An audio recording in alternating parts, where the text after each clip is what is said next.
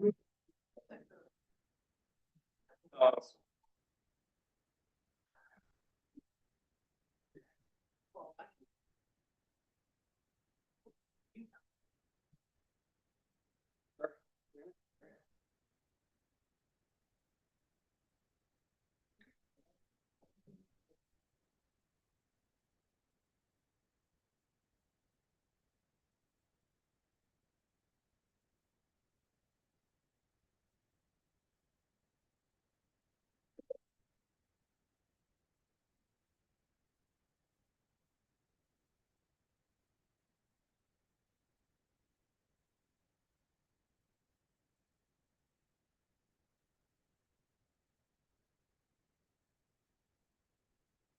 all set? Morning. Right, great. Thank you. I'm going to call to order this regular city council meeting of October 6, 2025. And if everybody's able, please stand to join me for the Pledge of Allegiance. Pledge allegiance to the flag of the United States of America, to the republic which stands one nation under God, indivisible, with liberty and justice for all. Madam Clerk, may we have the roll call, please? Law. Present. Obolinski. Here. Chess. Here. Sokach. Here. Noack. Here. Thank you. Item 4 is closed session report. There was a closed session earlier this evening, and there's nothing to report out. I have next item is 5 is presentations, and I have proclamation designating October 13th, 2025 as Indigenous Peoples Day. Invite Diversity Commissioner Sandra Blanco to receive this. So let me read this first. Whereas the city of Pleasant Hill is situated upon the ancestral lands of the Bay Miwok and Ohlone peoples who have been the original stewards of this land since time immemorial and whose enduring heritage, traditions, and contributions continue to enrich our community. And whereas the movement to establish Indigenous Peoples Day originated in 1977 at a United Nations conference to honor the indigenous people of the Americas and the city of Berkeley, California, what became the first U.S. city to officially recognize it in 1992. And whereas the city of Pleasant Hill joins the state of California, which has been honoring Indigenous Peoples Day with proclamations over the last 6 years, encouraging all to celebrate the excellence and dignity of Indigenous peoples everywhere, and their continued work to restore the beneficial legacies of Indigenous balance, sustainability, and reciprocity. And whereas the history of our nation includes periods of violence, discrimination, and displacement against Indigenous peoples, resulting in the tragic loss of life, culture, and traditional lands. And whereas this day provides a meaningful opportunity for all residents to reflect on the ongoing struggles and achievements of Indigenous communities and to commit to working toward a future built on justice, equity, and reconciliation. Now, therefore, I, Sue Noack, Mayor of the City of Pleasant Hill, on behalf of the City Council, do hereby recognize October 13th, 2025 as Indigenous Peoples Day in the City of Pleasant Hill and urge all residents to observe the day with appropriate programs, ceremonies, and activities that honor the heritage and resilience of Indigenous peoples.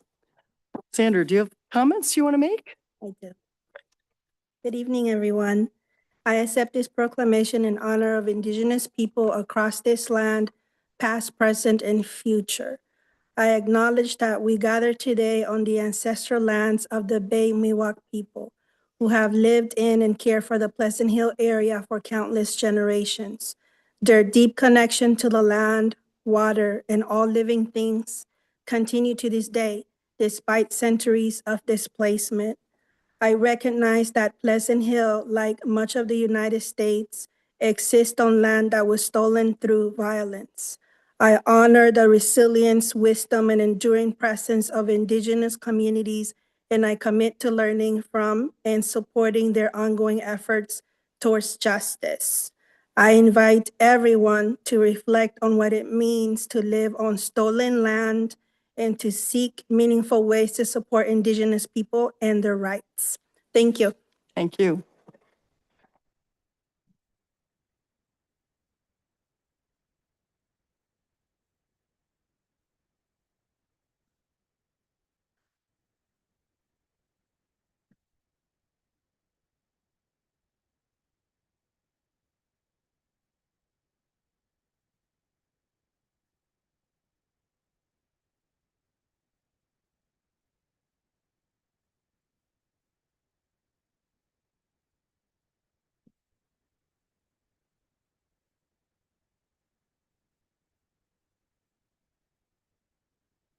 And next is an update presentation by Contra Costa County Registrar Kristen Connolly.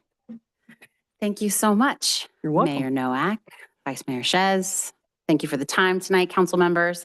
When I booked this opportunity with you all, I did not know that we would be at E-29, which we are today. So the drop boxes, including the one right here in the city of Pleasant Hill, are open. Thank you to your amazing city clerk, who will always hold a special place in my heart. But alas, let me dive in. So I always start every presentation with my contact information. I work with you. One big update is that we got super fortunate that we had a good pickup from the city of Antioch. No, we didn't steal him from Pleasant Hill, but my deputy clerk recorder who started in April with us is Kwame Reed. Came out of really the city world, former acting city manager and assistant city manager in Antioch. But what's so exciting is that Kwame grew up in Contra Costa, Kennedy High grad, just went to his 35th high school reunion over the weekend.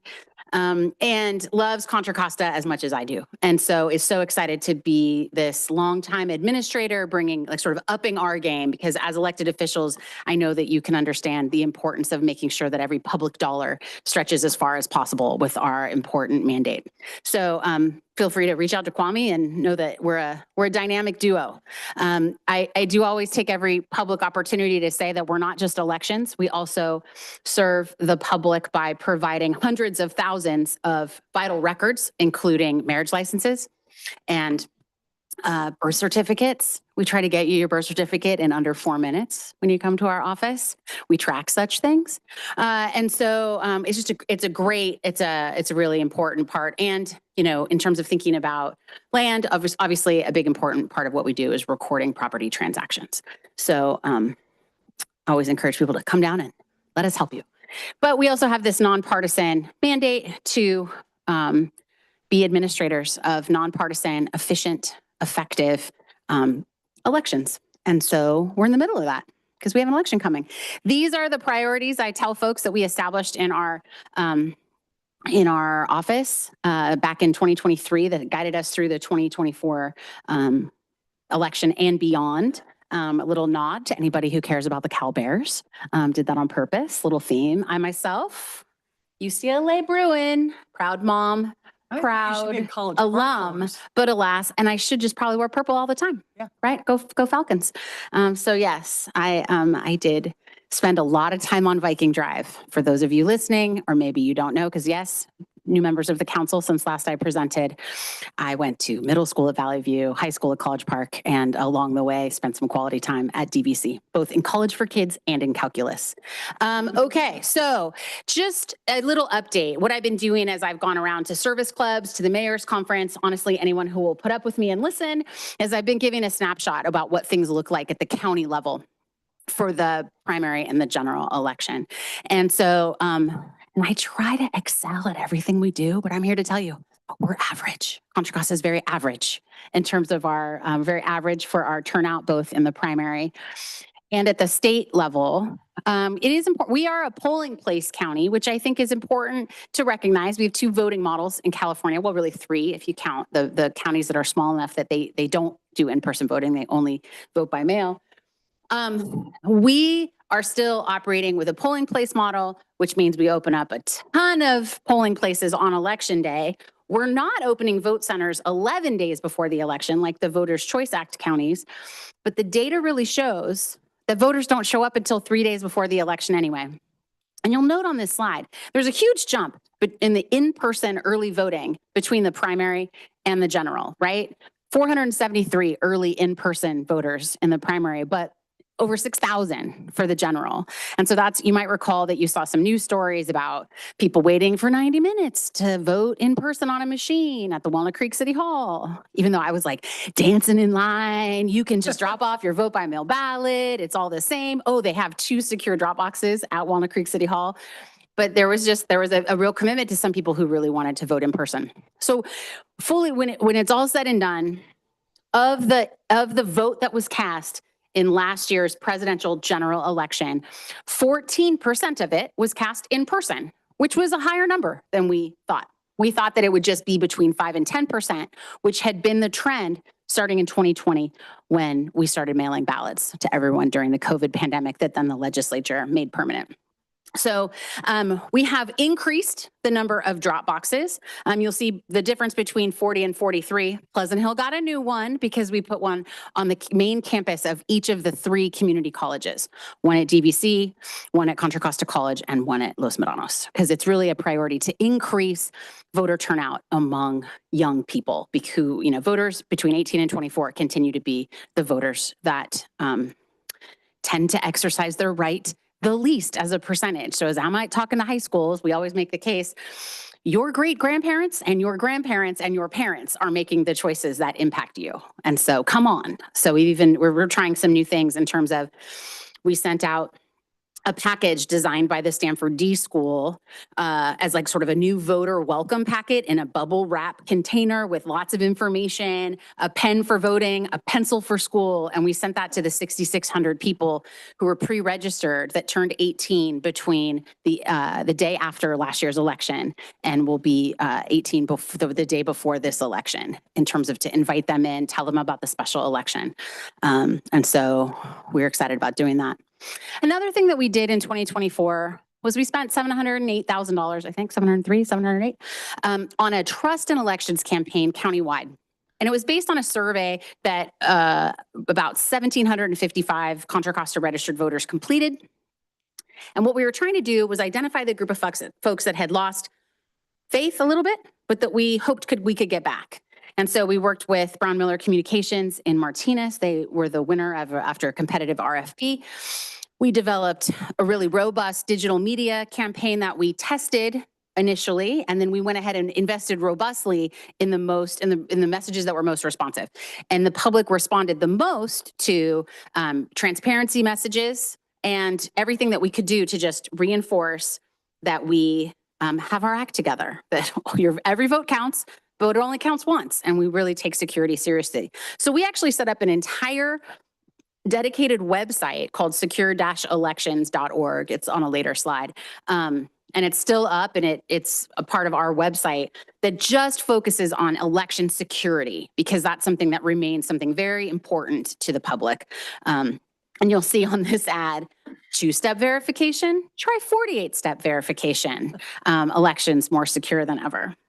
We also did, in working with the Bay Area Coalition, sort of the Bay Area region, that's a part of our broader statewide association, we sort of de-Contra Costa-ified all of the campaign materials that were made in Canva so that the 10-county coalition could use that. And it remains evergreen, these messages. So we're rolling out this same art now, even though the campaign has ended.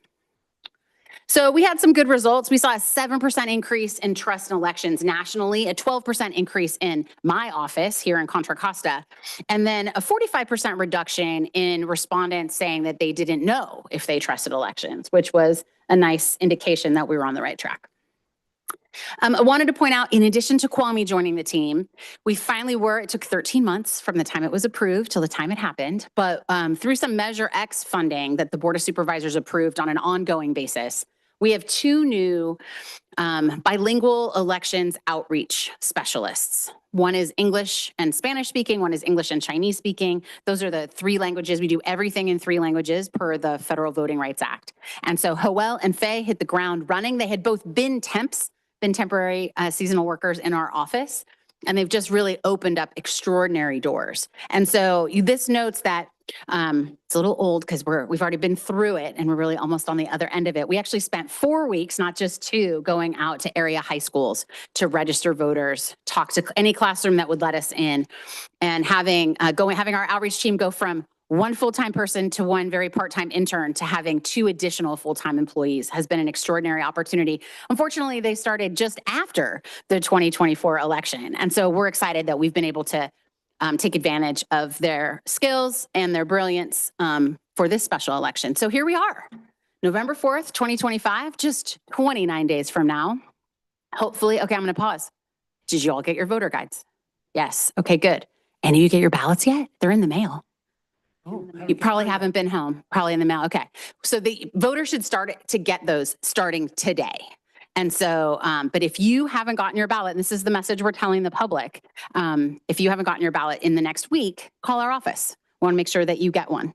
And so, and we're able to, as I put in the letter to voters in the voter guide, if you spill coffee, we can help you. Don't suffer in silence. All these people, I meet people all the time who are like, oh, I changed my mind and I didn't know what to do. And just call us. Like, we actually have human beings answering the phone Monday through Friday, 8 to 5. Actual humans. We're going to be hiring. So last year during the presidential, we hired fully 89 additional seasonal temps to help us with that election in our office and in our election operations center. We estimate that at our peak, we'll only have 40 additional seasonal temps, because this is it's not a complex election from our perspective. We have 933 precincts and one ballot type. Just one. Mayor Nowak was at the mayor's conference on Thursday, where my assistant registrar and I presented that there's approximately just under 48,000 registered voters in Contra Costa that are going to get a postcard from us because their polling place has changed. With the lateness of this election being called by the legislature, it's not surprising that some places were not available to us because of maintenance. I'm happy to tell you that is not the case in the great city of Pleasant Hill. And in fact, I did let Supervisor Carlson know that there were no voters impact in all of District 4. So go figure. Your former colleague, he's pretty golden. But we are communicating with those jurisdictions. And I did follow up the mayor's conference presentation with each of the members of the Board of Soups and with our city partners to understand. And San Ramon drew the short straw. They have the most number of voters impacted. But right, I mean, maintenance, other things. There's been it makes sense that in a non-election year that not everybody was like, I'm expecting this. Of course you can use my facility. But I just want to acknowledge the extraordinary work of our election day operations team. In particular, we have a supervisor named Chandra Ocasio, and she basically did in 2 weeks what normally she has 6 months to do. And so it speaks volumes to the great partnerships between cities and our office, and we're grateful. So this is the ballot label. It's a pretty unusual thing. This is what the ballot looks like. And these are some key dates about different things. When I posted on Facebook that I voted today at my office this afternoon, a high school friend from College Park, go Falcons, let me know that his daughter just turned 18. He's like, can she vote? The answer is yes. We can, and because she just registered, and I'm like, give it a week for us to get your kid a ballot. And if not, call our office. I do want to note that our office, again, is open for early in-person voting from now, Monday through Friday, 8 to 5. That also means you'll note that October 20th is the deadline for registering to vote online. However, through conditional voter registration in person for late registration, you can do that at our office in Martinez every day after October 20th. So people can register online through October 20th, but then there's that period. You can come on down, do conditional voter registration and cast your ballot. And we'll take good care of you. So that's that. And then just what's coming up in the gubernatorial on the horizon election dates, June 2nd and November 3rd in 2026. And so you guys already implemented your districts. There are still other jurisdictions that are on the verge of doing that, including my own former school district. Acalanes is on the verge of making that decision and moving to districts. So their decision is October 15th. I don't know anything about it, except I'm trying to be helpful. But you will see the asterisks on the general are simply to denote that if a countywide elected official, like a member of the Board of Soups or a countywide elected, wins in the primary 50% plus one, they win outright, and they don't also appear on the general election, which is different than a state legislator. The state legislators are on both, even if they're unopposed. So, a little fun. Civics. And then shifting gears a little bit, I'm also out talking to every service club who will mention, because I'm recruiting volunteers. And if something I tell you, and I know that you have a council member who knows way more about this than I do, if you want to hear more about this, I'm actually giving a talk about our Mapping Prejudice project at the Lafayette Library on Wednesday. But the state legislature passed a law in 2021 that went into effect July 1st of 2022 that required, it did a couple things.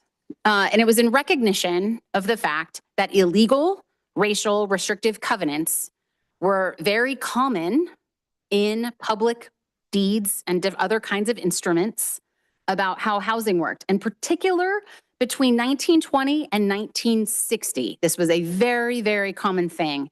There was a lot of housing built in Contra Costa County between 1920 and 1960. This legislation required that we develop a form so that a homeowner could come in and ask for this kind of language to be redacted on a one-off basis. We work with county council, and that happens. That, you know, half a dozen times maybe since I've been in office, we've had that happen. But so this was, I have somewhat been calling this an unfunded mandate. I should correct that. The legislature authorized that we could charge an additional $2 per recording to pay for this. We have not yet taken that step. We may if we need to, but we have not. We went to the Board of Supervisors and asked for one-time money to collaborate with the University of Minnesota. So we got $122,000 in one-time money approved for this multi-year partnership with the University of Minnesota's Mapping Prejudice Project, which started in 2016. And what they do is they collaborate with an online platform called Zooniverse. You upload property records to it, and it allows volunteers to look at these documents and review for this illegal language from the comfort of their couch. And what they ask the volunteers to do is actually enter the actual language into the system. And what is the language that we're talking about? I'm not going to read this, but it's up on the screen. It's in the slides for tonight for any member of the public that wants to see it. The gist is you have to be white here. And if you're not, then you have to be serving a white person who is living here. And one thing that's different about the discrimination that was sort of the root of the creation of the Mapping Prejudice Project in Minneapolis, there it's very much a black-white issue. There is rampant discrimination against Asian Americans in our property records. So that is some of the difference of what you'll see. But the reason that it started in Minnesota is that in the Twin Cities area of Minneapolis and St. Paul, among white residents, 78% of white residents own homes. Only 25% of black residents own homes. And so the inspiration was to let's look at what the official discrimination looked like. So we're the only county in California that's partnering with Minnesota because what we get out of it is the needles in the haystack. By relying on volunteers, our staff is going to be told which documents need to be redacted. So what we're going to do is once we get, as we go, and we're just at the very beginning, we've used some search terms that of the 9 million documents, we've identified 38,000 that need to be reviewed. We're going to search, we're going to look further because there are a bunch of false positives, like a Jewish community center. That is not an illegal restrictive covenant, right? So our best guess at this point, with 211 volunteers who've just been getting started, is that there's about 10,000 of these in our public record that have to be identified and redacted. And what we're trying to do is get really close to that number with some searches so that our volunteers don't get frustrated, right? That they're like, oh, this isn't an illegal restrictive covenant, And so anyway, but we care about really maintaining high quality. And then the Minnesota produces a map for us. And so I'll actually be showing some of those maps at the Lafayette Library to show what and again, we have identified, we're just at the very beginning of reviewing these 38,000. And so we think that there's going to be a lot more to come. But anyway, so we are partnering our office with the University of Minnesota and community volunteers to make this happen.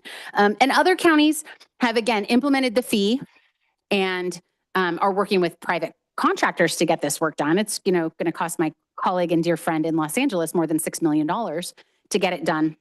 But so we're going to rely on this modest amount of Measure X dollars, and we're going to get not only the information we need to do the redaction on our staff, but we're going to be able to get maps that we can share with our community partners on the councils.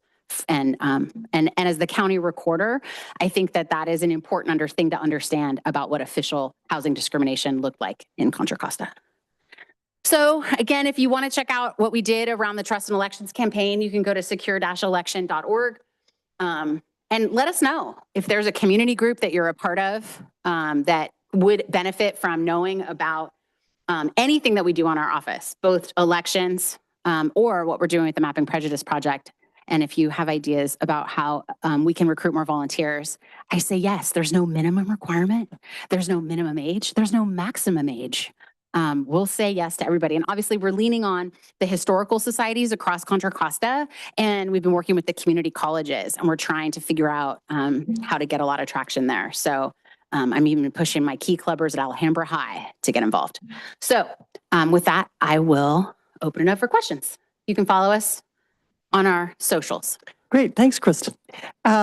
Can people that have their own deeds come to you and get them redacted if they Yes. know that they have that language in there? Yes, absolutely. And that's where there's a modification form that you would fill out. We would help you with that and Okay. help you identify that. And then from a quality control perspective, Yep. then that should have already, so then when we finally get to redacting, they're like, oh, we already got this one because of that process. So Okay. yeah, Okay. good question. Great. Other questions? Yeah. Yep. Councilmember Sakach. You Thank did this right the first time. Yeah, thank you for coming today, and thank you and your staff for planning this election in a short period of time. I'm sure that that was a lot of work. I have two questions. One is I have a friend who, like you said, a lot of people wait in line to vote in person, Mhm. and they just want to be sure their ballot Mhm. goes, is counted. But there is a texting service. Mhm. And for example, I vote by mail and I get a text saying my Mhm. ballot's been counted. But I can't remember how I signed up for that. Can you remind me? That is actually the very most popular thing that the California Secretary of State does. So that's something the California Secretary of State, and they partner with us. So, and for example, I got my text today from Secretary of State Shirley Weber, Kristen C.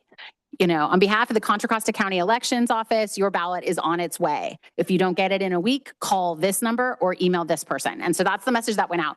We did actually have one person call and misinterpreted that text message to think, my vote's already counted, but I haven't voted yet. And it's like, no, take a breath. You're good. You got time to vote. So you go to the California Secretary of State's office, and it's called Ballot Tracks. Okay. And that's how, and you sign up for Ballot Tracks, and that's how you can sign up for that service. It's wildly popular. People love it. But I get all kinds of credit for it. I always get texts from people, oh, I just got my text.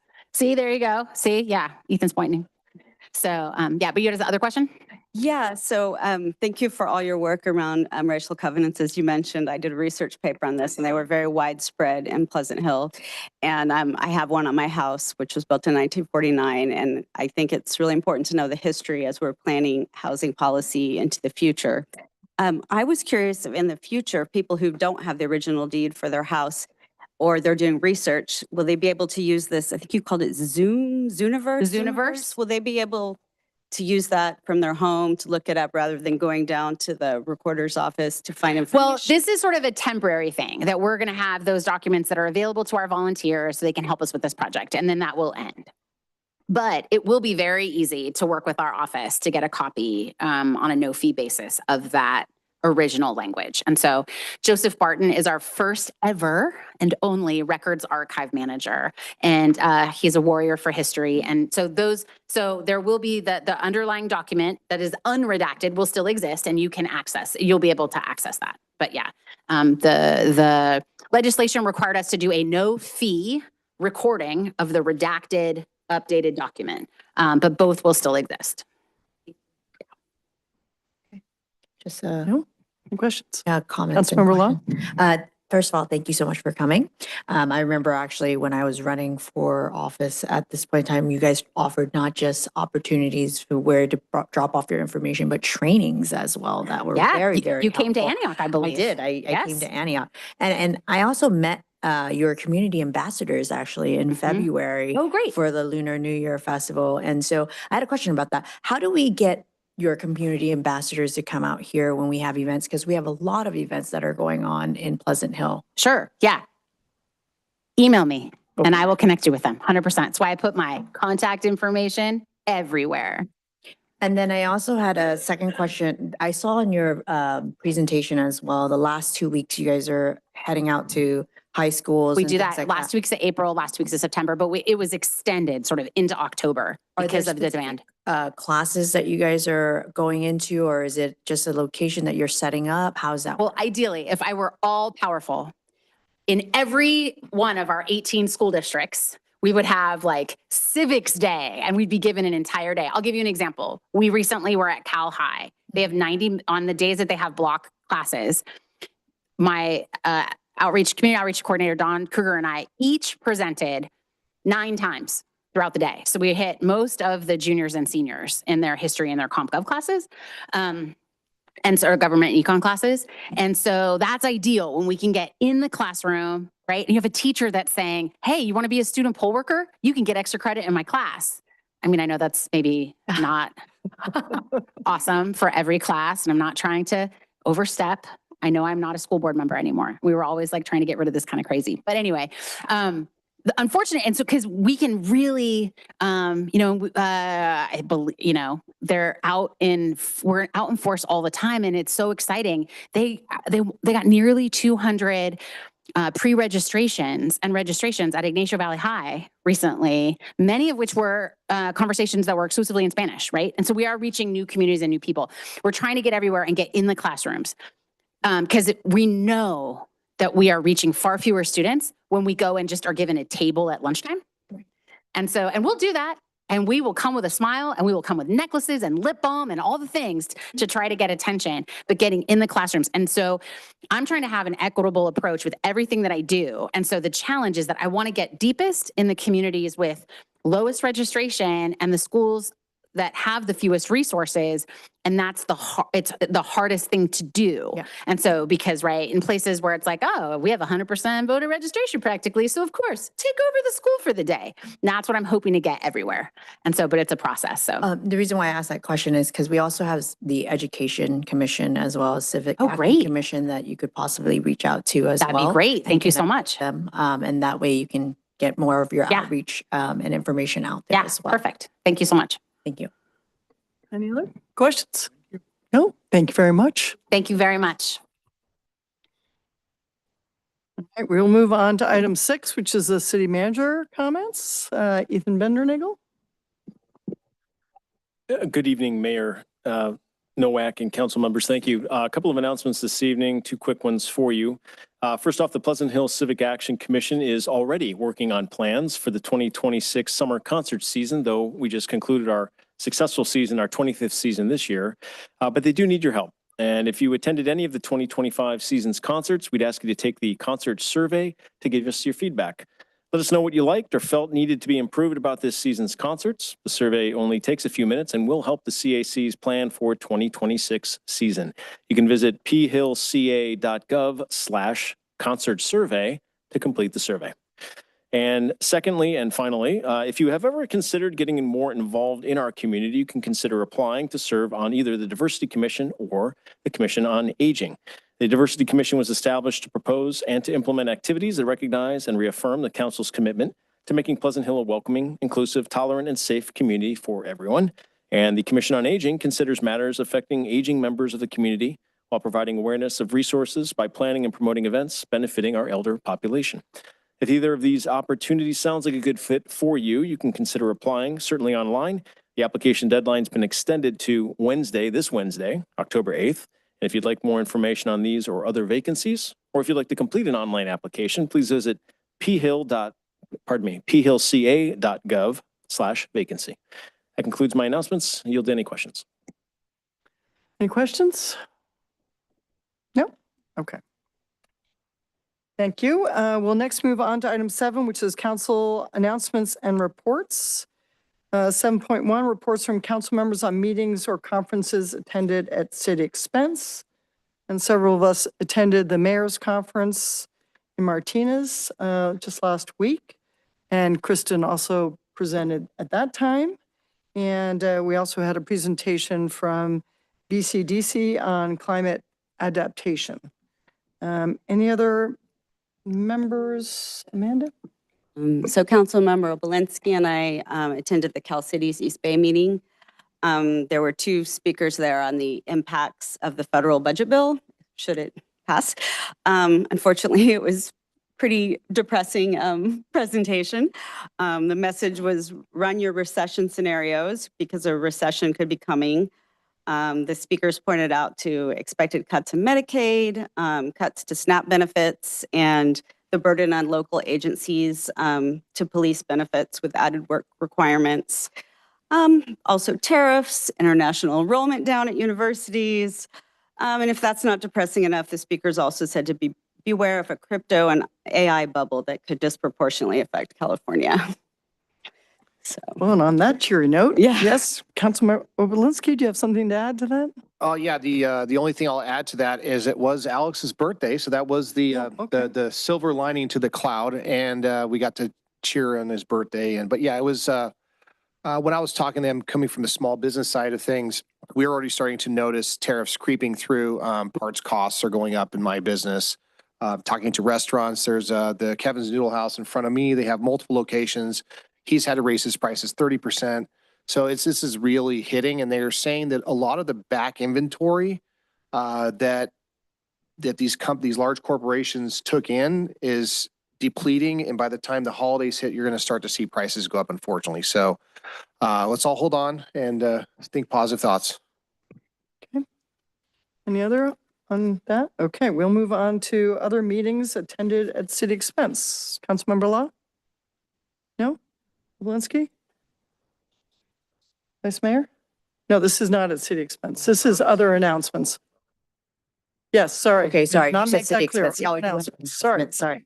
Start all over again. Okay. Councilmember Law. Yes, I do have an announcement. Happy Mid-Autumn Festival. The Mid-Autumn Festival is the second most important holiday in the Asian community, and it's usually celebrated at the end of September or early October. And this is dependent upon the 15th day or the 8th month that lands on the Chinese calendar. I know it's a little confusing. Just when you start seeing these celebrations and a full moon, then you know that it's the Mid-Autumn Festival. So the Mid-Autumn Festival tradition dates back over 3,000 years. It is a time for family reunions, including friends to gather and admire the full moon while we celebrate the fall harvest. And traditional mooncakes are round-shaped baked pastries with golden brown crusts with red bean or lotus beans paste inside with a salted egg yolk that represents the moon. So I don't know if you guys saw last night, there was a full moon out. I know my pup was howling out there. There are many other variations out there because our family is Chinese and Vietnamese. My dad and my mom always made a mochi type one where it's sticky rice on the outside. It had salted peanuts in the inside, as well as shredded coconut with sesame seeds and a little bit of sugar. And that always brought me home to understanding that family is important and spending time with friends. I had the opportunity to actually have a reunion with my family in Canada for my cousin's wedding. So that was really nice. And it's actually celebrated still all over the Bay Area right now. DVC just had their first Mid-Autumn Festival, as well as Danville. I was able to attend that at the Black Hawk Museum. That was pretty big over the weekend. So if you haven't had a mooncake before, for a limited time, you can pick one up at an international grocery store. Our closest one is in Concord, Ranch 99. So try and grab one there. But yes, I think everyone should at least try a mooncake for once. And if you don't think that the lotus seed one is to your taste, I did see some very interesting variations on Instagram. Somebody made a beef Wellington version.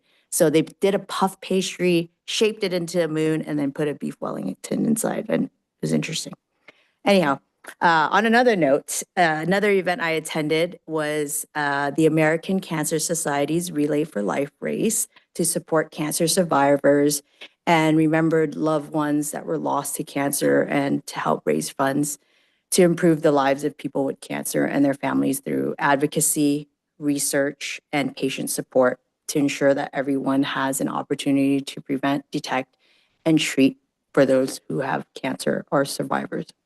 And for Community Service Day, I wasn't here, as I mentioned, I was in Canada for a family reunion and wedding, but I did have my husband drop off some canned goods at the food bank. And so, I heard this year there wasn't a lot of donations for the food bank. I am actually also hosting on October 25th a fall harvest at the food bank and Contra Costa. So if anyone's interested in joining me, it's from 1:30 to 3:30 p.m.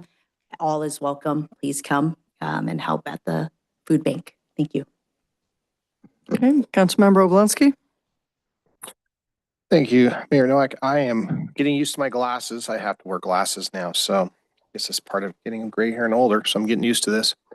So I did attend the Cal Matters SF in San Francisco. It's a Future on Climate Policy. They had Scott Wiener was there along with a few other in a panel. We're kind of going over the future of climate policy in California. It's just really interesting to hear the different thought processes and got to meet some folks. I also went to a chamber mixer at the new Wild Birds location. It's near Mike's Camera and by the Smart and Final. So if you have a chance to stop by there, go see. They got wonderful treats for all your feathered friends. And I attended Ken Carlson's birthday fundraiser. And then also Amanda talked about the House East Bay Division. And then other than that, just spent time with the kids, right? That's what we do. So that's all. Okay, thank you. Vice Mayor Chess? Thank you, Mayor Noack. I provided the opening remarks at the Sustainable Contra Costa Gala at the Pleasant Hill Community Center. Going back a couple weeks now. In addition, I attended the Hops for Hospice fundraiser, celebration too, for Hospice of the East Bay. And then also last night provided remarks, welcoming remarks, closing remarks for the luminary ceremony at the end of Relay for Life here at Pleasant Hill Park. Great. Thank you. Councilmember Sakich? Thank you. So I attended a community gathering with Councilmember Oblinsky on September 18th to raise awareness about how federal cuts are impacting the local economy, including the cancellation of a grant to a group in Pleasant Hill that assisted unaccompanied immigrant children, resulting in the loss of 3 local jobs, and also local FEMA employees who were affected by firings and forced retirements. I also made opening remarks for the Community Service Day on behalf of Mayor Noack, who couldn't make it, and then I traveled around to view the various projects, and there were some pretty cool projects going on. I also attended the Relay for Life, where I served food along with the Lions Club and the Sustainable Contra Costa Awards. And then finally attended the Labor to Labor dinner, which celebrate the accomplishments of union workers. That's it. Thank you. I was most of the time on vacation, so thank you to all those who stepped in for me and spoke. I really appreciate that. I did have a couple of events. I attended on Broadway for the DRAA at the Lesher Center on Saturday night. And I attended last Friday the Ultimate Power Women's Luncheon that was with Nancy Pelosi and several other state legislators from DC. So that was a great luncheon event as well. So anyway, I'm no more vacations for the rest of this year. So you guys won't have to step in for me, hopefully as much going forward. All right, with that, we will move on to public comment. The public is welcome at this time to address the City Council on items on the consent calendar or other items not listed on the agenda or within the council's jurisdiction. Comments are limited to 2 minutes per speaker. You may provide comments by giving a speaker card to Leon at the dais. We have received over 20 public comments via email and mail ahead of the meeting. Copies are available on the public counter in front of us, and correspondence will be included in the archived agenda packet. And I have 5 cards. Do we have any more speaker cards? If anybody else wants to speak beside the 5 I've got here, please come up and fill one of those cards in, and I will call on you when I can. So first we have Kevin O'Brien.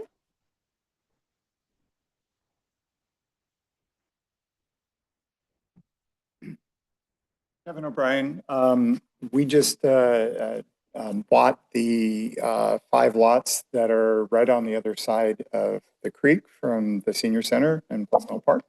So we're in the middle of figuring out what the heck are we going to do with these things. So first thought, we build 5 houses, there's 5 lots, build 5 houses, they'd sell for $1.6 million to $2 million each because the location is so good. And then we went down the rabbit hole of looking at some of the state bills that came through. Senate Bill 1123 allows 10 units wow, on each parcel. And we thought, okay, well, let's see what 50 of them look like on there. And we got, that's not going to work. We ended up coming up with a program for 18 of them.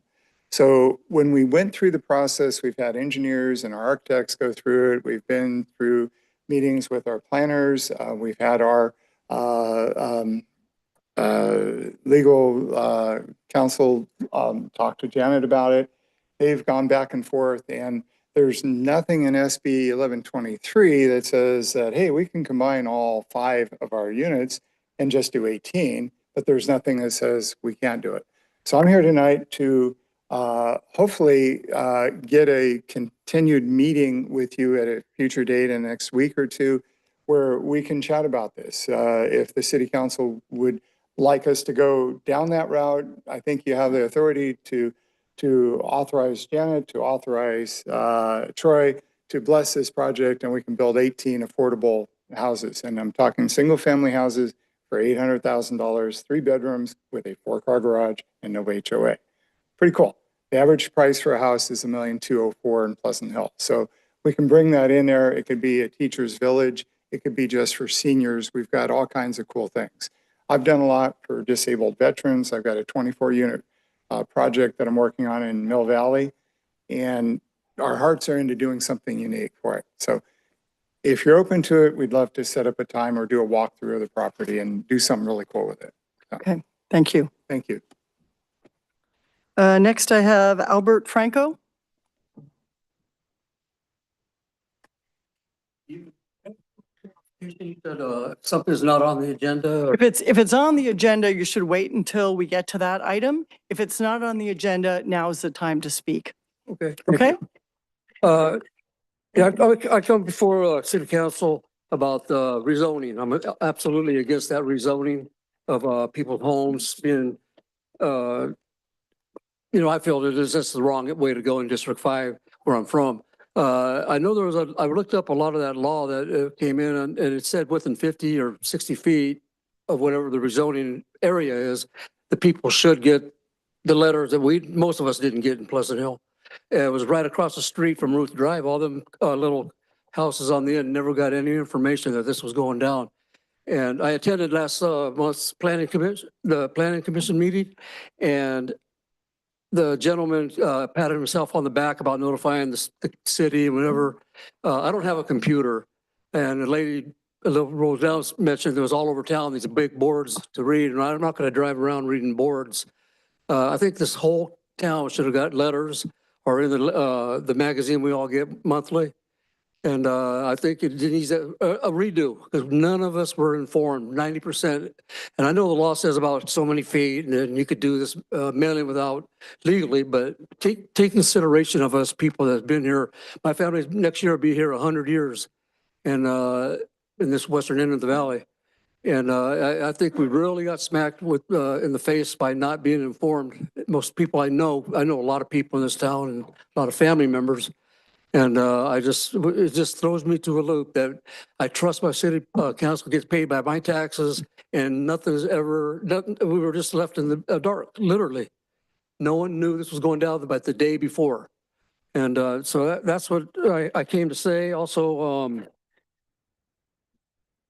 if I have time, I'm going to go this way. The Indigenous Day thing, that is great. I really appreciate that. My dad was born on a reservation in New Mexico 100 years ago and came to Franklin Canyon and replaced that. His dad replaced that trade trestle. And there's 7 bands of Miwok. I'm not Miwok. There we go. But thank you. Thank you. Next up is Sean Wilson.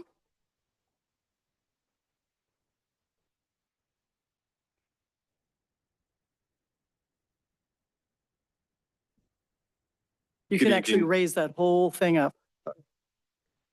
Thank you. There you go. Good evening, Mayor and council members. My name is Sean Wilson, and I'm a field representative for Assembly Member Avila Farias. With the conclusion of the legislative session, we wanted to update you all and the residents of Pleasant Hill on the work the Assembly member has done. 5 of our bills have been signed into law by Governor Newsom, and 3 more are pending signature. Each are inspired by the needs and voices of our Contra Costa community. The Assembly member has put forward policies that make a real difference in people's lives, expanding access to affordable housing and childcare, supporting families experiencing homelessness, protecting voting rights, and strengthening our education system. These new laws will build stronger and more equitable communities, ensure that every Californian has the opportunity to thrive. Working with her colleagues, the Assembly member has secured $3 billion in annual electricity bill credits to help lower utility costs during the hottest months of the year.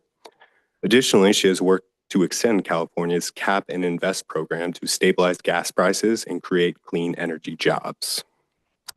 Beyond policy, our district office is engaging the community and hosting several events in October, including the Cafecito meet and greets in Martinez on October 12th and in Brentwood on October 25th between 9 and 11 a.m. Our Fall Festival and Pumpkin Giveaway on October 24th at our district office in Concord between 3 p.m. and 7 p.m. And finally, our Immigration Town Hall on October 27th at Los Medanos College between 6:30 p.m. and 8:30 p.m. We look forward to seeing you all and your community at these events. Thank you for your time. Thank you, and thank Anne Marie for her work on SB 63 as well. Appreciate it. Next up is George Josephson. Did I get that right? Okay. Folks, I live in the West Sherman Acres Division, and there's no neighborhood in this zoning that is more impacted by the zoning that you guys are proposing. And I would like to know, you guys are taking something from us. You're taking our single-family zoning from us, and you're turning our area into mixed use. I want to know, did you guys ask yourselves, what can we give these people in return for taking from them? What I propose is this. If a developer can come into our area now under mixed use, my home has a junior ADU, and I'm going to build an ADU in the backyard. I want you guys to remove the owner occupancy requirement just in our neighborhood. Just to be fair, if a developer can come into our neighborhood and not have an owner occupancy requirement, why should we have an owner occupancy requirement? It'd be fair to us, because what's going to happen is when things start to change in our neighborhood, we may want to move, but I don't want to sell my house. I want to rent it out and get the income, just like some developer wants to do when he comes into our neighborhood. I can rent my home out, I can rent my junior ADU out, and I can rent my ADU out. I've also got a house across the street that I rent out, and I'd like to do the same thing. And I'm creating housing. I'm doing exactly what you guys want us to do. So please take away the owner occupancy requirement just in our neighborhood, not all of Pleasant Hill, because we're no longer single-family residential. But I'd also like to take it a step further. Under the high-density mixed-use zoning that you guys are probably going to put us under, which is 40 units per acre, our lots can accommodate Just wrap up, please. our lots can accommodate 4 units up to 6 units, and let us be the developers in our neighborhood. We can create housing. It'll be a lot cheaper than the Allwell building, which is asking, $3,000 a month for a studio. Thank you. Anyway, thank you. Thank you. Next up is Aiden Martin.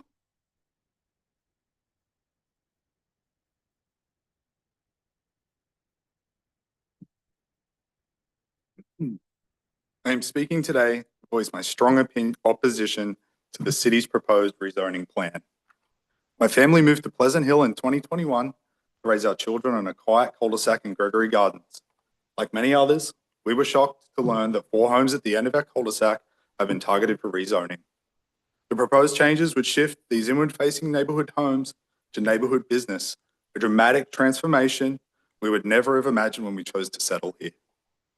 What's most troubling is that the city never directly notified impacted property owners that the homes were being considered for rezoning as part of the general plan process. Impacted property owners received their first notification days before the Planning Commission vote on rezoning. While direct outreach under the general plan may not be legally required, it raises a serious ethical question. Does the council believe it is acceptable to propose rezoning someone's home without even informing them? Over the past 2 weeks, our volunteer team has gone door to door and spoken with hundreds of residents. Many were hearing for the first time that their homes were slated for rezoning. That is not meaningful outreach, and the residents of this city deserve better. Three members of this council were not yet elected in office when the current general plan was adopted. While you may not have been responsible for starting this process, you now have the responsibility and the opportunity to choose a different path. On October 20, you will vote on whether to continue with this flawed and short-sighted plan or to stand with residents and insist on a more thoughtful and community-driven approach. The vote is likely to be the most consequential you make as a council member. It is how you will be remembered at the next election. Thank you. Do we have any additional cards? I have no additional public comment cards. Okay. We'll close public comment and move on to item 9, which is the consent calendar. All matters listed under the consent calendar are considered by the council to be routine and will be enacted by one motion. There'll be no separate council discussion of these items unless requested by a council member prior to the time council votes on the motion to adopt. Is there any item anybody wants to pull? If not, may I have a motion to adopt the consent calendar? So moved. Second. Okay, we have a motion and a second. May I have the roll call vote, please? Law. Yes. Obolensky. Yes. Chess. Yes. Sakach. Yes. Noack. Yes. Motion carries. Great, thank you. We'll now move on to the action calendar. 10.1 is to introduce an ordinance to amend Chapter 14.05, California Building Code, Sections 14.05.010 and 14.05020 of the Municipal Code by adopting reference the 2025 edition of the California Building Standards Code, California Code of Regulations, Title 24, Parts 1, 2, 2.5, 3, 4, 5, 6, 7, 9, 10, 11, and 12, which consists of the California Administrative Building, Residential, Electrical, Mechanical, Plumbing, Wideland, Urban Interface, Energy, Fire, Existing Building, Green Building Standards, and Reference Standards Codes, adopting by reference the 2024 International Property Maintenance Code and the 2024 Fire Resistance Design Manual, and set a public hearing for November 17, 2025. And Jeff Simmons, our Chief Building Officer, is going to give us a report. Well, Welcome. Thank you. Good evening, Mayor and council members. Here I am again after 3 years. It's a 3-year cycle of building codes that change. So here we go with the 25 cycle that's about to change. So I'm just going to go into a brief history. I promise it will be brief. Because building codes do date back. Oh, now we're going along, 1772. Come on, Jeff. So they do date back as far as 1772 BC. So interestingly enough. So back to the ancient Egypt. So in my native country, building codes obviously help. They're shaped by disasters that happen. In England in 1666, they had the Great Fire of London, where they discovered that a lot of wooden buildings built close together is not always the best thing, and vastly changed how London was reconstructed afterwards. But look at the United States. The fire code's been in existence since 1881, National Electric Code since 1896, Mechanical Code 1926, and Plumbing Code since 1933. The building code, with 3 separate building codes until 1994. So America was split into 3 conferences. The UBC, which was the western section, which used to be California's area. The National Building Code, which was northeast corner of upper Midwest. And the SBC, the Standard Building Code, which was southeastern US.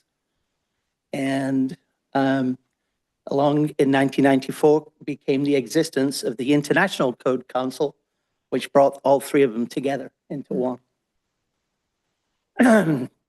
So the International Code Council is now used in 38 countries around the world. So it truly is international. It's been on a 3-year cycle since the year 2000. ICC jurisdictions vote on the changes in the code and in, future codes. Pleasant Hill has 4 votes available. They're distributed amongst people that are qualified that have ICC certifications. So that would be myself, inspectors Kieran and Fred, and then our permit technician Carmen are all voting members. And actually, we have a vote coming up this month on the next code cycle change. So ongoing. So we have the new California codes, color coordinated for Pleasant Hill. Right. That was a request. So I'm joking. So broken down into its parts, we got the various parts: the administrative, building, residential, electrical, mechanical, plumbing, energy, the new one, the wildland urban interface, the fire code, the green code, and reference standards. So some of the highlights of the new introductions is the wildland, I can't even say it, wildland urban interface code, which has taken elements of stiffening up buildings to make them more resilient for fire and basically put them all into one code because it was scattered amongst various codes. So this makes it a little bit easier to find it all together.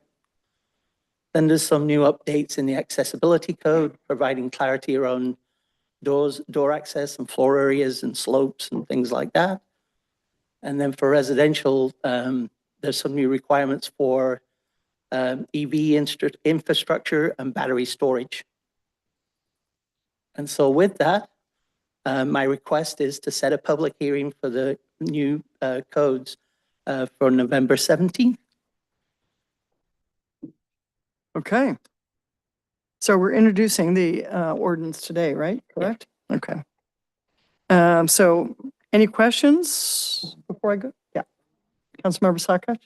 Yeah, I noticed we weren't adopting Title 24, Part 8, the California Historical Building Code. Yeah. And I assume we're not adopting that because we don't have any historic buildings. Is that right? That's correct. Okay, Yeah. thank you. Any other questions? We'll go to, Janet has a question. Thank you. I just wanted to point out that this is a little bit different than your normal adoption, but it's the same as we always do for a building code, and it'll be fire code as well.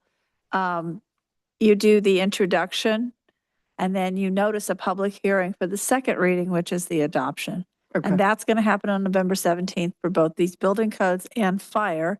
And fire will be here with their introduction on November, 20. the 20th of October. Yeah. Okay. So we're going to eventually end up at the same spot Yeah. on November They 17th. just We'll didn't have make So, tonight. so we're just voting to have the public hearing. Is that just what we're voting No, on you're today? introducing, you're voting to Introducing, okay. introduce. I just wanted. But you're also setting a public hearing for November 17th. And fire will be here on October 20th, where you'll introduce the fire code. And then they'll both come back to you for the public hearing and the adoption, the second reading on November 17th. Okay. And then 30 days after that, they'll be effective. Okay. But of January 1st, actually. Okay. Okay, thank you. We need like a small Venn diagram for that. Okay, is there any, I'll ask if there's any public comment. I have no public comment cards. Okay. Then I'll come back and ask for a motion on Janet's lovely description of what we need to vote on. I will make the motion. And I'll second.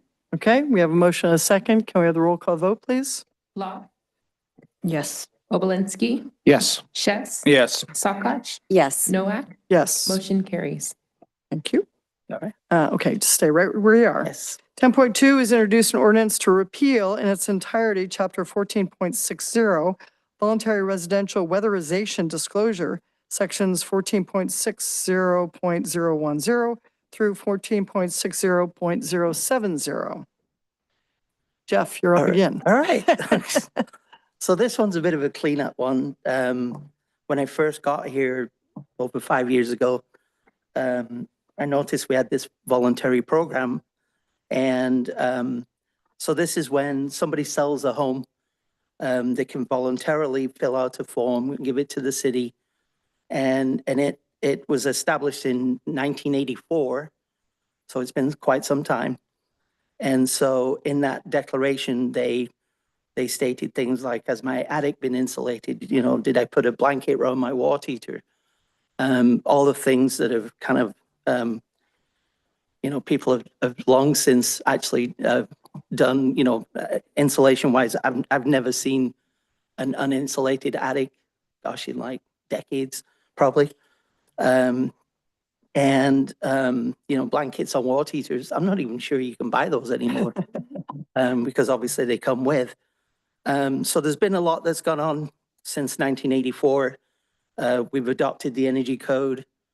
And actually when people get, you know, permits for energy code upgrades, some are mandatory, you know, if they're doing a certain project, like a addition on their home, they have to comply with energy code requirements. And so all of that's documented down. It's all public record as part of our record systems. And so really this kind of harpers back to an old time, you know. And so I actually reached out a few years ago because I wondered who else in the county or around our area actually does this program or has this program in existence. And Concord and Walnut Creek both had it. And as I talked to them, we kind of realized that maybe at the next code cycle, it would be a good time to bring this up, to say it's kind of run its distance. We don't get, I mean, occasionally we'll get an inquiry about it. What is it? It is voluntary, so that's usually the last we hear from somebody. But we do have a box in our storage room, which has a couple of dozen of these forms that have been submitted over the years. So it's really, it's kind of run its distance, and the request now is to just repeal it. And, you know, the energy code as far as superseded anything that this was intended to be back in 1984. So it's time to let it go. Time to let it go. Well, this is a first, to get rid of an ordinance rather than to add them. So I appreciate that. Are there any questions from council? Yes. Yeah, so just to clarify, pretty much all these items that are within this code are things that, you know, like when I did an addition on or did an junior ADU on my house, and you went through that checklist of do you have insulation and are you doing this correctly? You doing that correctly? Are pretty much already in code as it is. Yes. So yeah, okay. And have been for decades. For decades. Okay. Yeah. No other questions? Is there any public comment on this item? There are no public comment cards. Okay. Thank you. And I will look for a motion. Motion to approve 10.2. A second. Okay, we have a motion and a second. Very quiet motions tonight. Can I have the roll call vote, please? Law, Yes. Obolensky, Yes. Chess, Yes. Sakach, Yes. Noack. Yes. Motion carries. Thank you. All right. Thank you. Great. Thank you, Jeff. 10.3 is adopt a resolution authorizing the city manager to execute a professional services agreement with Kimley Horn to prepare a study for the Safe Streets for All SS4A Safety Action Plan. Letitia, you're up. It's our senior civil engineer. She's going to provide the report. Hi, everyone. Good evening, council members. The item before you tonight is to authorize the city manager to execute a professional services agreement to Kimley Horn to prepare the Safe Streets for All, also known as the SS4A Roadway Safety Action Plan. So the visual you see up on the screen was brought to you by the local roadway safety plan created in 2022. This identifies the top 10 roadways and intersections of interest. Although this was pushed forward, at the time, council had some concerns with the breadth and the depth of this specific report. Fast forward to 2023, we were awarded federal US DOT SS4A grant funds with a local match and Measure K funds. So with this money, our goal is to transform the existing LRSP, Local Roadway Safety Plan, to create SS4A compliant, grant-ready documentation that will put the city in the position for further implementation funding. So this safety action plan is not only going to prepare us for further funding, but it will also set the priorities for future CIP projects, as well as work as a parent document. So for that reason, the engineering division set our sights on finding a consultant firm that would not only put this documentation together, but also focus with an emphasis on community outreach, as well as data collection and analyzation. So to pursue this, we released an RFP on July 14th to 11 transportation firms, and we received proposals from 3 qualified firms. For our vetting process, we rated each proposal based on the criteria of their understanding of the work scope, team leadership, relevant experience, and then project schedule. We called our 2 highest ranked candidates to come into City Hall for an in-person interview where they had to perform a 10-minute oral presentation of their brochure that they provided us and answer pre-planned questions from our selection committee, which consisted of 3 engineers. Kimley Horn was the firm that ranked the highest because we believe that their community engagement strategy was creative, comprehensive, and tailored to the needs of Pleasant Hill in specific. They also gave us the largest breadth in data collection analysis, presented a safety countermeasure toolbox approach to provide data-driven recommendations for the city.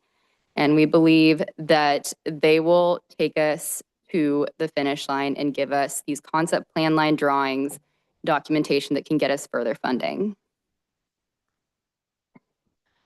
So to provide a bit more of a background on funding, the city was given $240,000 of federal US DOT SS4A grant funds in 2023, with a $60,000 local match approved and funded by fiscal year 23-24 Measure K funds, which brought us to a $300,000 total.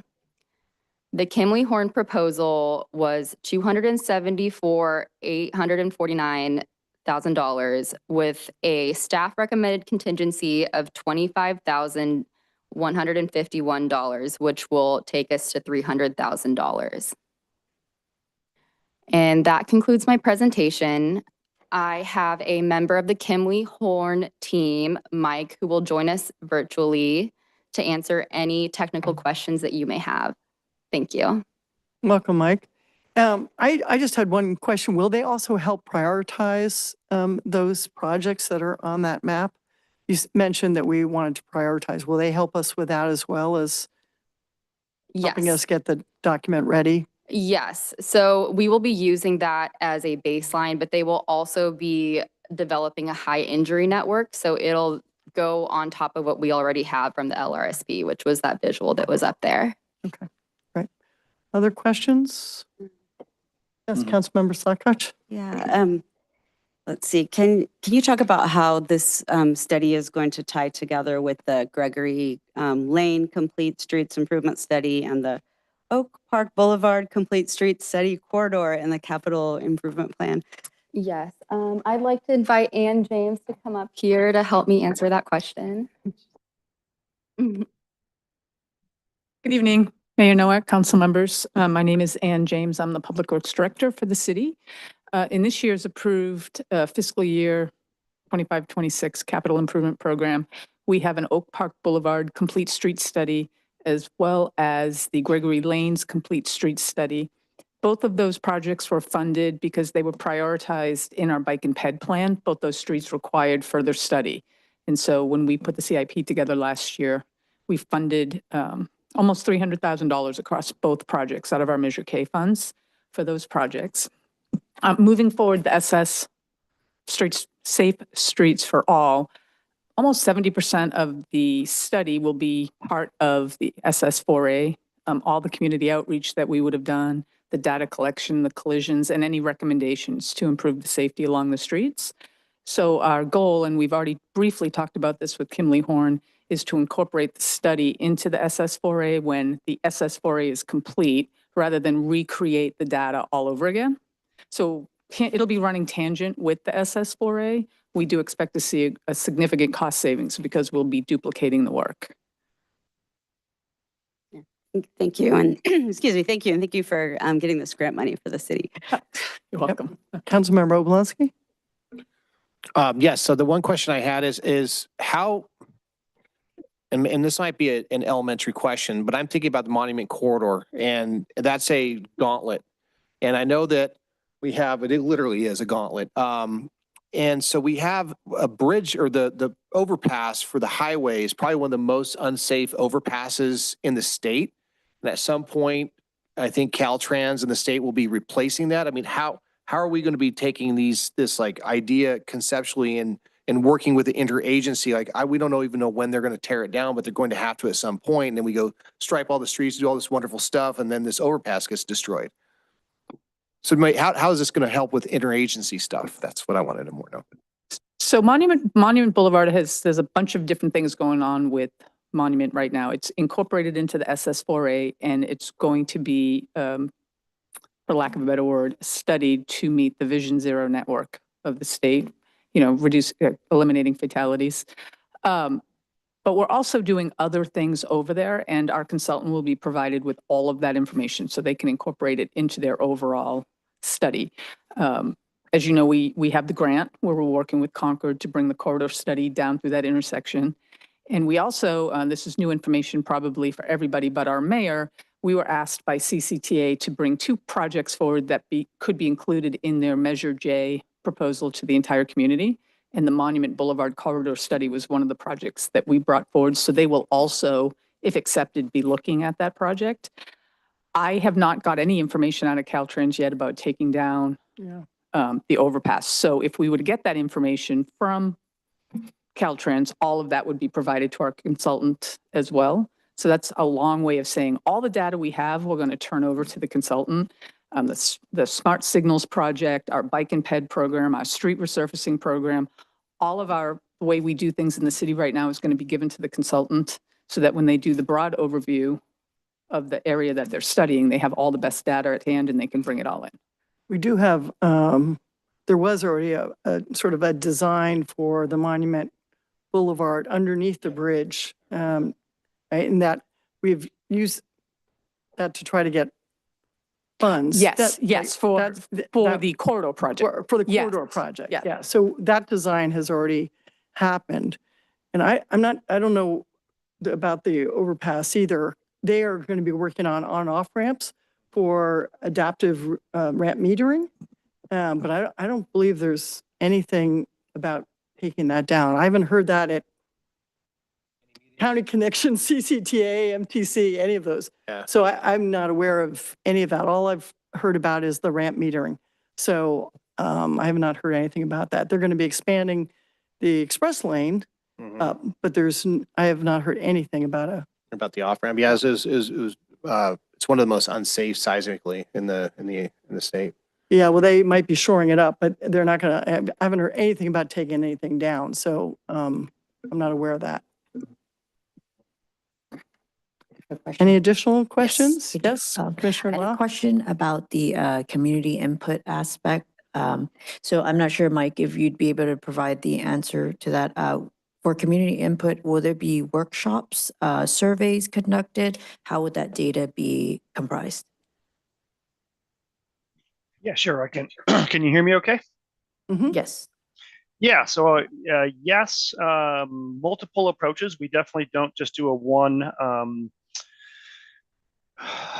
approach to getting that community engagement. So we will be having a website, a survey, as well as 2 public meetings, kind of beginning and later in the project, and then also pop-ups. So we definitely support getting out to local events and getting information, survey responses, and feedback from people when they're already gathered within the community. And all of those are included. So again, yes, website, online survey, and then workshop meetings as well as pop-up meetings. Okay. And we will develop detailed plan, and we will have collaboration. So we won't do this in a in a vacuum as one of our early tasks. It is kind of determining, giving feedback about who the most people are locally to get involved in that and work with the city staff on make sure that is comprehensive. Okay, great. So it sounds like it's new information that you'll be gathering, not the existing data with all the information that we already had We in place. use the existing, but we will be gathering our own to build upon that. Yes. New Yeah, information. the reason why will be added. I bring that up too, Mike, is because people are moving differently now that the pandemic has kind of been lifted, where folks are now going back to work. We're seeing that trend where people are going on working hybrid or having to be in 5 days a week. So people are moving differently. So I think that that's great that you're going to do more of that data analysis as well as getting community input. I also had a question about the piece where there may have been areas that were not assessed. For example, if we're looking at Gulf Road, where there could be an overpass for the canal trail or other areas like that, will you be looking into that analysis as well for safety? We're doing our own analysis on the whole city. Great. And So it's a full yes, assessment. It's a full assessment. We will be using and looking at the prior, but we'll do our own safety and mobility analysis. Yes. Okay, thank you For so the whole much. city. Yep. Okay. Vice Mayor Schuss? Thank you. I'm just trying to connect the dots here a little bit on the sequence that led us here. So isn't this, because this was before I was even on the council, so let alone my three other colleagues. So there was this LSRP was done when you worked with Advanced Mobility Group, and it didn't seem like it was. I guess the satisfaction of that was not very good. But then, and then it, the breadth and depth and the concerns about that. But then we were awarded $240,000. Was that because we did the LSRP, even though the council wasn't satisfied with the depth and breadth? Is that what led us to getting this money to be able to do what we're doing?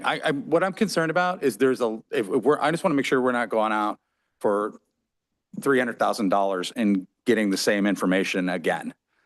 You know what I mean? I want to get a feel from I don't have a really good feel of what's going to be different. I mean, hopefully better community outreach, better different trends. But what I'm trying to get like this, how the LSRP didn't work out, but then we got this money and now we're going back and getting a report that we already got. Could we improve upon the report that we already did? That's kind of what's kind of going through my head. And I was hoping you could address that for me. So the LSRP was a state-funded grant. We received $40,000 to do the LSRP. Okay. And it was at the state level. And at the time, funding for grants that we were trying to apply for was hooked to the LSRP. So engineering utilized that $40,000. I think there was a $6,000 local match. They hired Advanced Mobility Group. At the time, I watched both meetings. It came to council on the consent calendar in September of 2022. And at that time, I believe it was Mayor Nowak who said, boy, I'd really like a presentation on this. And so our city manager at the time had the engineering division bring the LSRP back in the following meeting in October and had Advanced Mobility Group give a presentation. And based on the presentation, there was an overall feel from the council that while we might have gotten the value that we needed to be able to apply for state-funded grants, the LSRP is going to be a governing document for how we move forward with transportation-related projects in the city moving forward. So the feedback from our current mayor and another council member was, boy, we'd really like to see a lot more crash data. We would really like to see more streets analyzed. We'd like to see more public outreach. They didn't feel it was a big enough document to carry the city's grant-funded opportunities, plus all of the vision that we want for, it's not just bike and ped, it's mobility impaired, it's pedestrians, it's vehicles, and they didn't feel the document was comprehensive enough. We kind of got what we paid for. Correct. In a way. Okay. Thank you for saying that and not making me. Not making Ann say. And so there was the opportunity to go out for this federal grant, SS4A. The one thing that's different about the SS4A than the LSRP is you cannot get any grant funding from the federal government if you don't have an approved SS4A. So when we talk about grant funding opportunities, this document is, if you don't have one of these approved, that's one big thing. So we were very successful when we went out for that grant and got the $240,000 with the local match. But I think we want the bigger study. We want to reach more people. We want to do a lot more public outreach. We want to have, at the time, the LSRP had 2 public meetings at the community rooms. I think it actually was at the Traffic Safety Commission, 2 meetings in a row. They were not very well attended. There was not a lot of public outreach. And if we're going to ask the council to set our priorities for the next 5, 10, 20 years on how we're going to go out for grants and fund safety-related projects in the city, I think we want this bigger study. Okay, thank you. I mean, that makes a ton of sense to me. And especially in light of the fact that, we have people in the room and earlier today talking about, community input. I think this is a great opportunity for that. So thank you. Yeah, that was actually for me personally, I won't speak for anybody else on the panel, but that was one of, for me, Kimley Horn's greatest strengths, their ability to hit the public outreach the way we hoped they would. And I'm glad, it sounds like we're leveraging that information that we used and not necessarily just throwing all that stuff out the window and not, I mean, I think I would imagine it helps you guys ask the right kind of questions too and having some kind of, Yes, and coincidentally, you had to actually have an LSRP to get the SS4A, so it helped us that way too. That was another part of my question too, but it seemed like you were saying that already, so thank you. Yep. Councilmember Sakash? This is a question about outreach. I noticed that one of the goals is improving safety around our schools, and I'm just curious if we can organize some outreach sessions, maybe leverage our education commission to help us get people from our schools to come and talk about their concerns about school safety. I'd like to add the Civic Action Commission too. Okay. Anybody else have anything else? Thank you. No? Okay, any public comment? There's no public comment. Okay, thank you. Then I will look for a motion. So moved. Second. We have a motion and a second. Can we have the roll call vote, please? Law, Yes. Obolensky, Yes. Chess, Yes. Sakach, Yes. Nowak, Yes, motion carries. thank you. There being no further business, this meeting is adjourned to our regular city council meeting scheduled for Monday, October 20th, 2025. Thank you and good night. Thank you.